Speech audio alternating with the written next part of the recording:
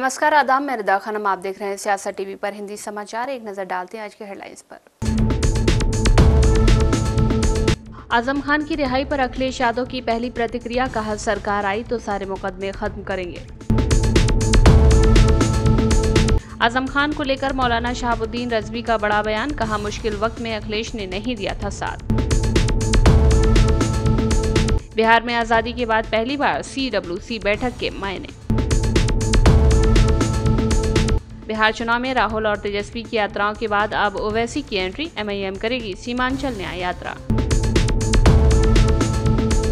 गरबा पंडालों में होर्डिंग्स पर लिखी विवादित भाषा, कहा जिहादियों का आना सख्त मना, पकड़े गए तो घर वापसी कराई जाएगी। फ्रांस ने दी फलस्तीन को मान्यता, कुछ देश भी हैं तैयार, इजरायल के लिए बड़ा होगा झटका। अब समाचार विस्तार से।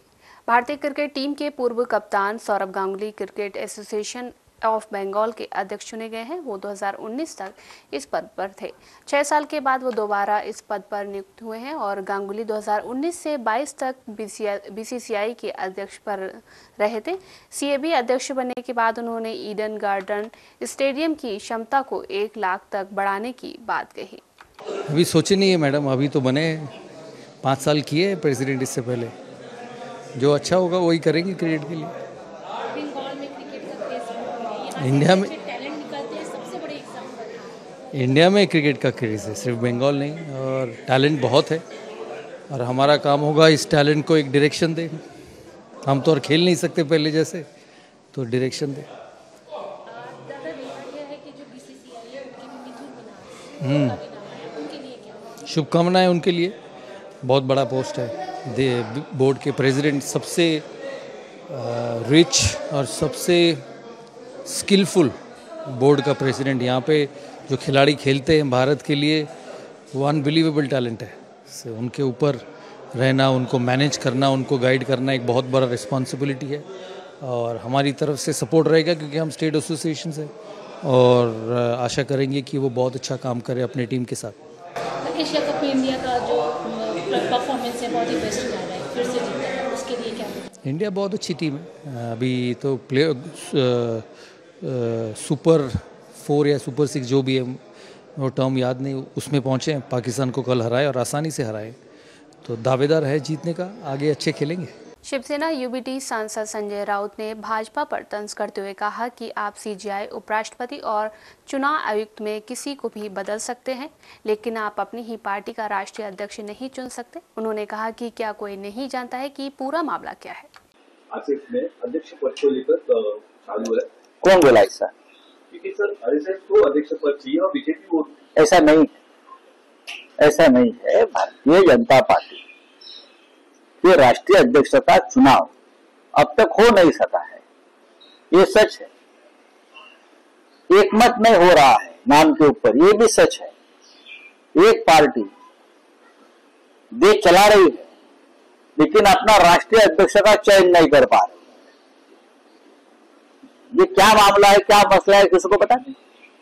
आप चुनाव आयोग को बदल सकते हो, आप सर्वोच्च न्यायालय के न्यायमूर्ति को बदल सकते हो, आप किसी को भी बदल सकते हो, आप देश के उपराष्ट्रपति को घर में भेज सकते हो, लेकिन आपकी पार्टी अपने पार्टी का राष्ट्रीय अध्यक्ष का चयन नहीं कर सकते।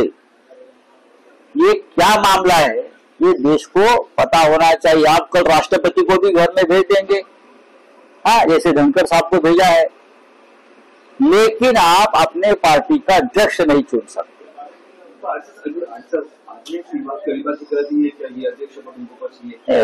उनके अंदर की बात रहेगी तो मैं उसके ऊपर चर्चा करना ठीक नहीं है। RSS को क्या चाहिए और BJP को क्या चाहिए, ये उनकी बात है। जब कोई बात ऑफिशियल सामने आ जाएगी तो मैं बात करूंगा ना, मेरी बात रखूंगा।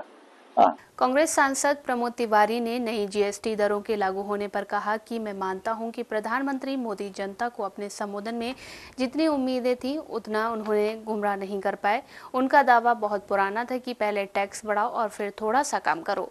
भाजपा ने आम आदमी पार्टी की जेब से 50 लाख करोड़ रुपए से भी ज्यादा पैसा निकाल लिया है। जनता आपका ये दाव समझ चुकी है।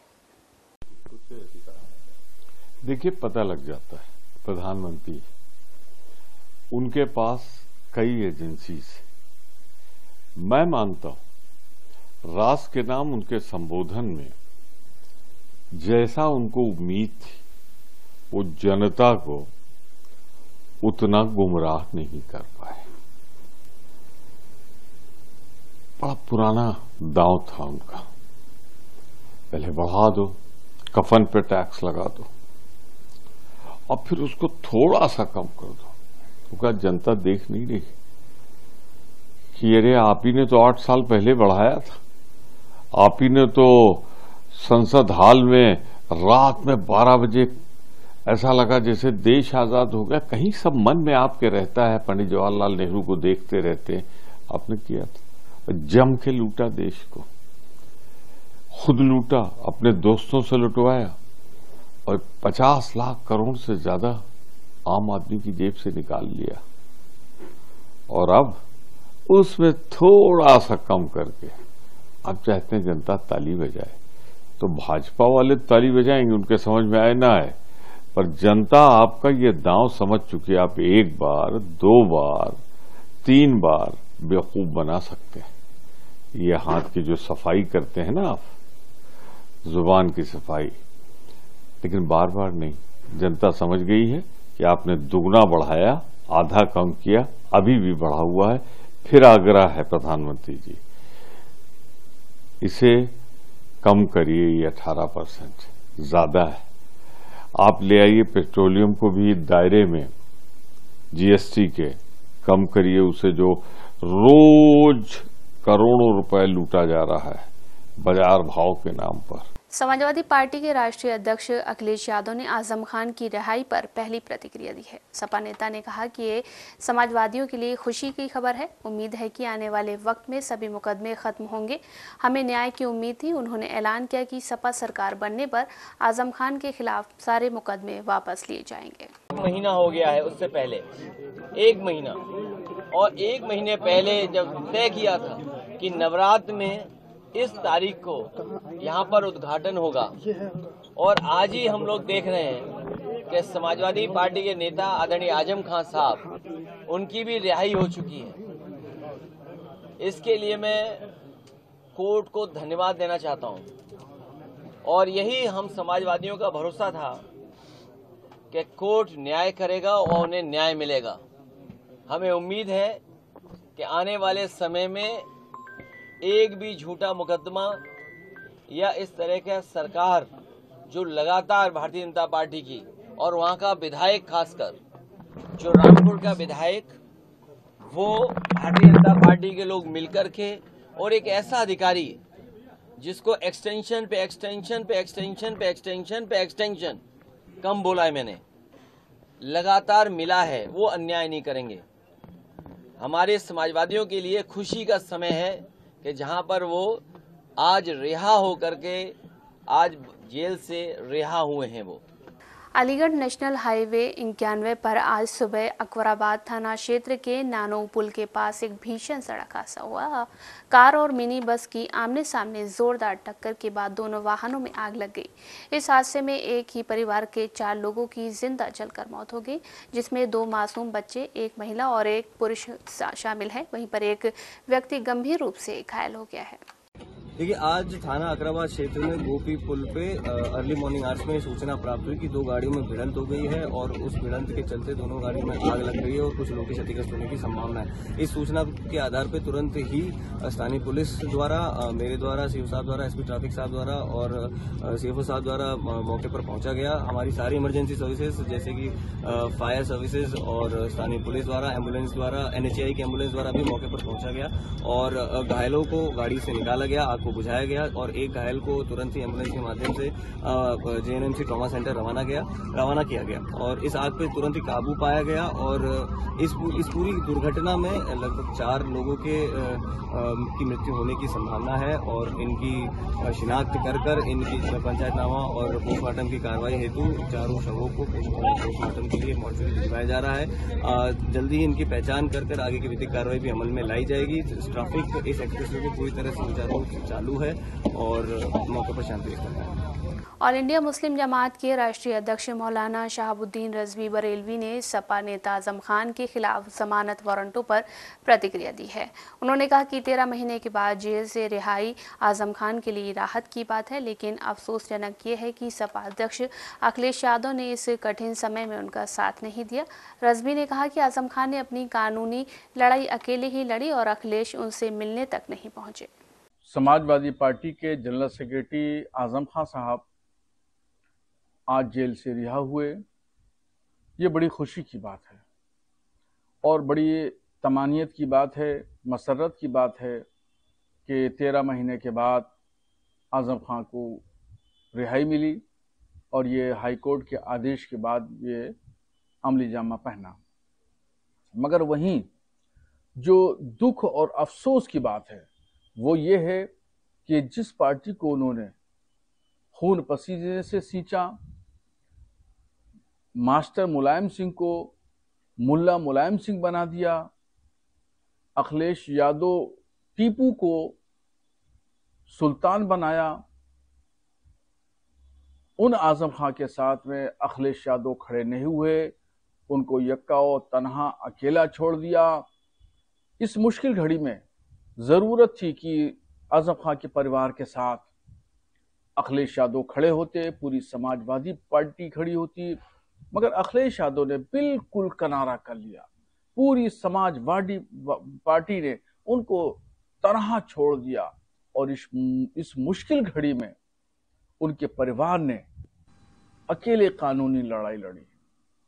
इसमें अखिलेश यादव उनकी तबीयत, उनकी खैरियत मालूम करने एक बार भी जेल तक नहीं गए, जबकि सीतापुर लखनऊ से बहुत करीब है, जा सकते थे, मगर उन्होंने जहमत गवारा नहीं की।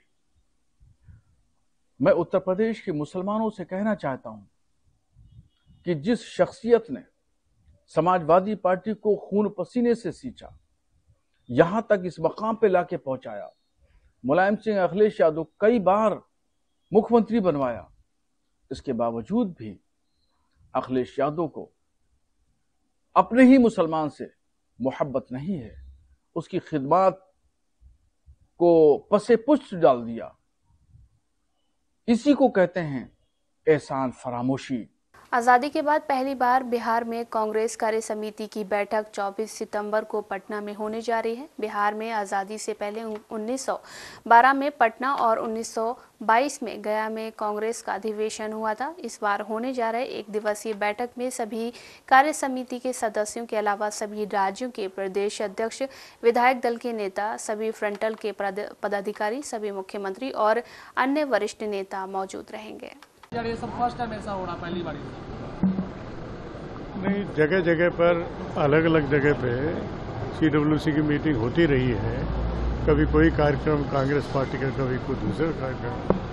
ये हमारे जो सीनियर लीडर्स हैं, कांग्रेस पार्टी के राष्ट्रीय अध्यक्ष हैं, राहुल जी हैं, परामर्श करके ये सब जगह रखी जाती है। और अभी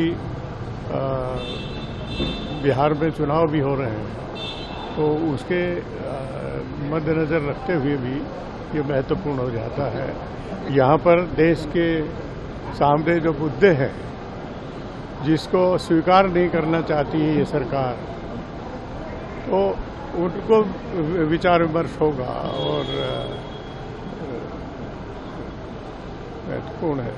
लेकिन इस बैठक पर सर सवाल खड़े किए जा रहे हैं। बीजेपी के नेता कह रहे हैं कि दिल्ली में भी आप लोगों ने बैठक की थी, वहां आप लोग हारे हैं, बिहार में कर रहे हैं, यहाँ भी आप लोग की हार होगी। उनको जानकारी नहीं है। ये मीटिंग समय समय पर होती रहती है। ये जरूरी नहीं कि कहीं इलेक्शन हो तो उसी को ध्यान में रखते हुए की जाए। हर 2 महीने में, 3 महीने में, 4 महीने में, 6 महीने में जो आवश्यकता समझते हैं तो उसमें की जाती है। किसी एक विशेष राज्य को मद्देनजर रखते हुए मीटिंग बनाई जाती है।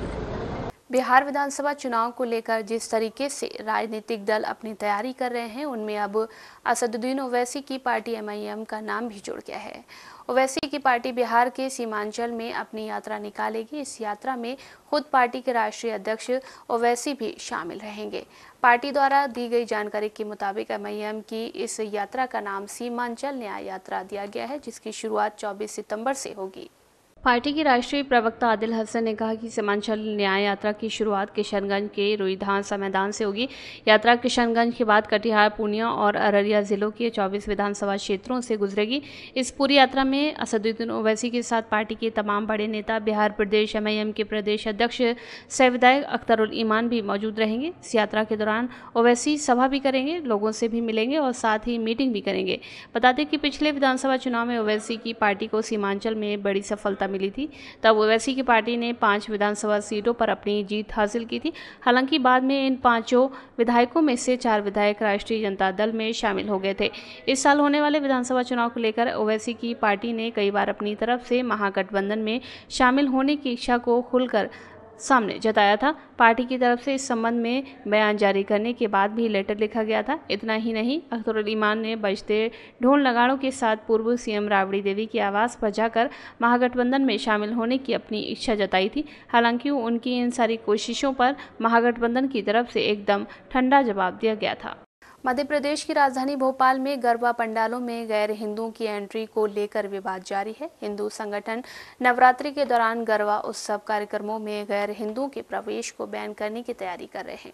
भोपाल में गरबा पंडालों में होर्डिंग लगाने भी शुरू हो गए हैं। गरबा पंडालों में गैर हिंदुओं की एंट्री रोकने को लेकर गाइडलाइन जारी की गई है। भोपाल में गरबा पंडालों में होर्डिंग्स लगने शुरू हो गए हैं। होर्डिंग पर लिखा है कि गरबे के पंडाल में जिहादियों का आना सख्त मना है। पकड़े जाने पर घर वापसी कराई जाएगी या उचित व्यवस्था की जाएगी। विशुद्ध रूप से हिंदू परंपरा का, सनातन धर्म का एक धार्मिक अनुष्ठान है।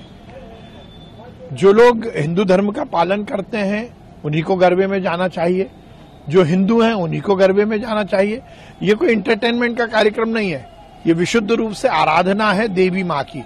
तो निश्चित रूप से इसमें जो लोग जा रहे हैं वो अपनी आइडेंटिटी बताएं, ये बहुत आवश्यक है। और मुझे लगता है कि जो हिंदू धर्म का पालन नहीं करते वो जाते क्यों? ये कोई एंटरटेनमेंट शो थोड़ी है, ये माँ की स्तुति है, माँ की प्रार्थना है, माँ का अनुष्ठान है।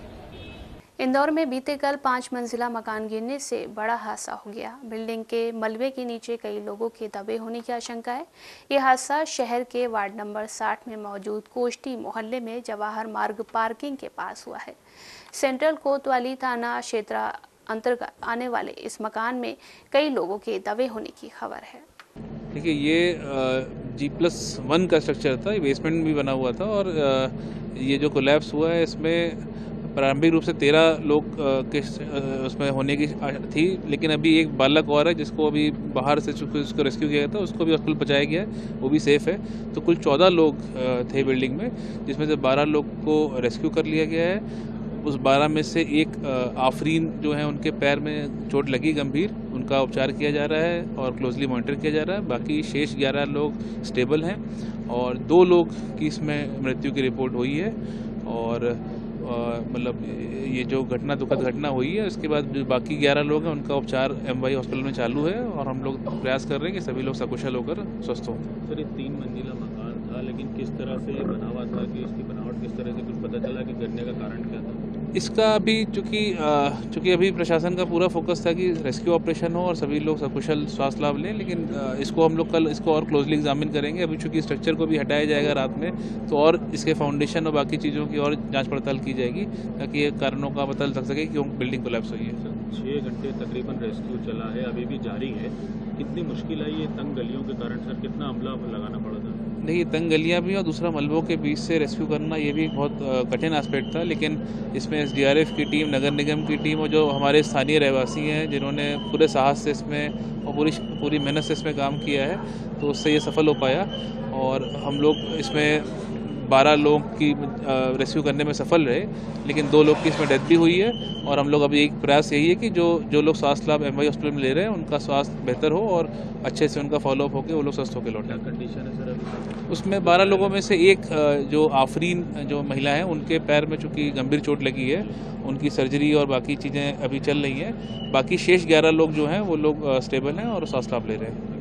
फ्रांस ने फ़लस्तीन को औपचारिक तौर पर मान्यता दे दी है। न्यूयॉर्क में संयुक्त राष्ट्र मुख्यालय में राष्ट्रपति इमैनुअल मैक्रों ने कहा कि शांति का समय आ गया है और गाजा में जारी युद्ध का कोई औचित्य नहीं है। फ्रांस और सऊदी अरब संयुक्त राष्ट्र महासभा में एक दिवसीय शिखर सम्मेलन की मेजबानी कर रहे थे, जो इसराइल फ़लस्तीन के संघर्ष के समाधान के तौर पर 2 राष्ट्र के सिद्धांत पर केंद्रित है।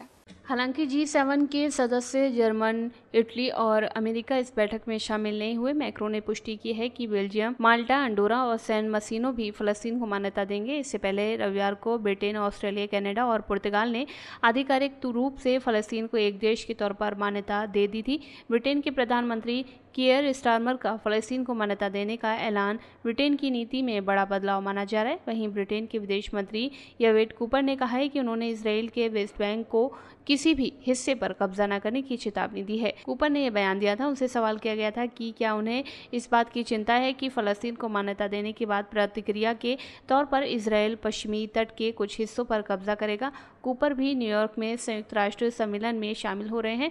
इसराइल के प्रधानमंत्री बेंजामिन नेतन्याहू ने फ़लस्तीन को मान्यता देने की निंदा करते हुए इसे आतंकवाद का बड़ा इनाम बताया। ब्रिटेन, कनाडा और ऑस्ट्रेलिया की ओर से फ़लस्तीन को देश के तौर पर मान्यता दिए जाने के बाद इसराइल के प्रधानमंत्री बेंजामिन नेतन्याहू ने कहा कि वो अमेरिका से लौटने के बाद इसका जवाब देंगे।